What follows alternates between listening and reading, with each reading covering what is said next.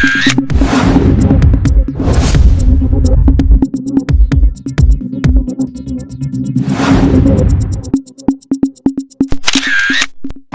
অত্যন্ত দুঃখের সঙ্গে আপনাদেরকে জানাচ্ছি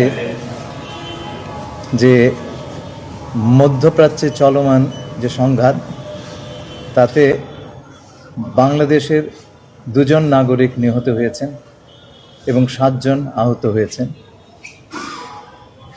এটা আমাদের জন্য একটা বড় শোক বার্তা। যারা আহত হয়েছেন তাদের পাশে আমাদের রাষ্ট্রদূত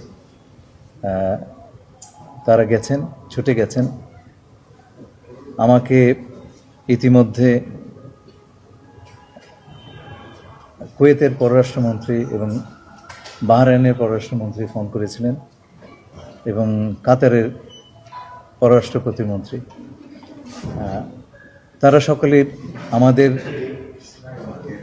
নাগরিক যারা এ সমস্ত দেশে আছেন তাদের সম্পূর্ণ নিরাপত্তা এবং সুরক্ষা দেওয়ার ব্যাপারে তাদের পূর্ণ আশ্বাস দিয়েছেন।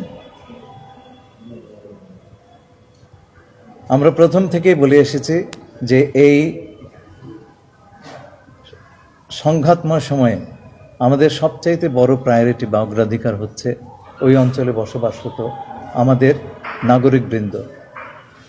আমরা 1 ফেব্রুয়ারিতে যে প্রেস রিলিজটা দিয়েছিলাম সেটা আমরা শুরুই করেছিলাম আমাদের নাগরিকদের স্বার্থ সমুন্নত রেখে। আমাদের নাগরিকরা তারা আক্রান্ত হলে সেটা কাতারের ব্যারারের পাশে হলে এপাশে হোক বা কাতারে গিয়ে হোক, আমরা তাদের পাশে দাঁড়াবো। আমাদের সবচাইতে বড় জাতীয় স্বার্থ হচ্ছে আমাদের জনগণ।